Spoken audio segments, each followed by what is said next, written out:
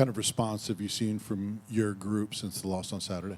They've been in the right frame of mind. They came out on yesterday, did a phenomenal job in the meetings, came out today and did a really good job of practice and attacking practice. So it's been really good from the mindset standpoint and the energy and the sense of urgency too. What's your focal point with your group, and where do you put them from a pass protection standpoint right now? Number one, fundamentals. Number one is eye placement. Number two, hand placement. Making sure we're taking the proper angles when it comes to that. And then at the end of the day, just being able to finish. That's the number one deal. I think we've done a good job of identifying who we got. We just got to do a really good job of finishing. And just continue to work on the fundamentals. That's the main piece.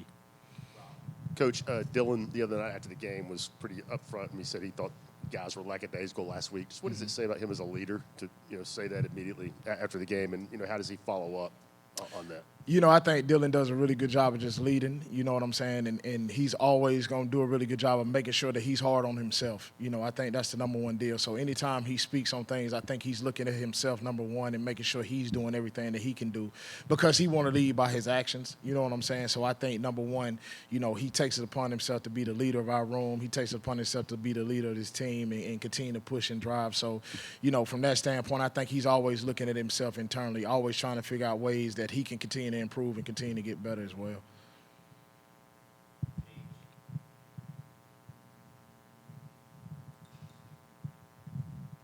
There's been some question about up-tempo or explosive plays, and even when they're maybe struggling to find that with their wide receivers, what's allowed Dylan Sampson to still be able to burst through and have those explosive plays? I think the number one is just he's doing his job. You know what I'm saying? He's trusting his read. He's trusting the offensive line. And then when the big play is there to be made, he's allowing himself to be able to go do that. And I think you see that in terms of, like we talked before, him being comfortable in the offense, him being comfortable with the offensive line, and then seeing the plays as it's getting ready to develop and then giving himself a chance. Once he gets into the third level, it's on him from that standpoint. So he's done a phenomenal job. That was the first time that Sampson kind of got the opportunity to try and turn a game around. Is there anything that you learned from him that you may have not known before being in that situation? Nah, he showed every day, and he showed in that situation too. Like, he just continued to get stronger as the game goes along. And he did a phenomenal job in terms of jump-starting the offense there in the second half. So, that's him, in a nutshell in terms of what he wants to do. He wants to lead by example, and then he wants to be the spark plug that gets the offense started as well, and he did a phenomenal job with that. Florida had been struggling to stop the run up until the UCF game, and they did a good job of stopping the run against a good UCF rushing attack. What have you maybe seen in the difference in the games prior up into that game and the challenges it will present for your room on Saturday? I think the big deal is you look at them up front. I think they're doing a really good job playing up front and doing a really good job at the second level with the linebackers being connected together. I think you can tell, how hard they want to play. Like, they're doing a really good job of getting on and getting off blocks from that standpoint up front. And I think you see their linebackers are fitting downhill, and then they getting the secondary support as well with the safeties being able to fit the run up as well. So I think, you see them continue to get better as the season goes along from game one to where they are right now. So I think the number one deal is us collectively doing a really good job of understanding what our roles got to be in terms of how we're going to attack them in the run game and then do a really good job from that standpoint. I know just going out and executing is a big part of it. What was different those two drives there to begin the third quarter compared to the other drives in the first half and then in the fourth quarter?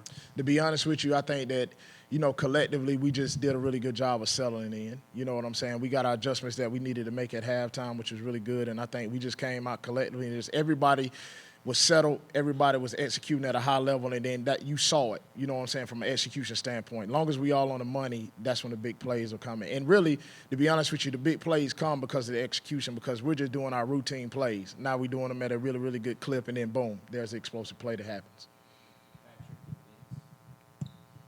Coach, how are Cam and Peyton coming along? As we haven't seen them having a lot of opportunities, and how do you push guys when maybe they aren't getting that opportunity that they want? Yeah, they're doing a good job of continuing to come along and keep developing. And I think the number one deal is, you look at the game on Saturday, you only touch the ball maybe 4 times in that first half, and then the game is the way that it is in the second half, so it's hard to really get a chance to rotate guys in the way that you want to.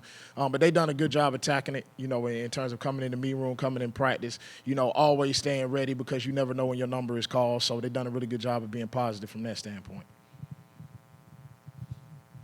How rare or special is Dylan Sampson's ability to create yards after contact? I think at one point he was one of the the highest in the country. Why is he so good in that area? I think it's the want to factor. I think it's all about him understanding. We talk about as a program being pad +2 and everything that we do, and he's living by that example.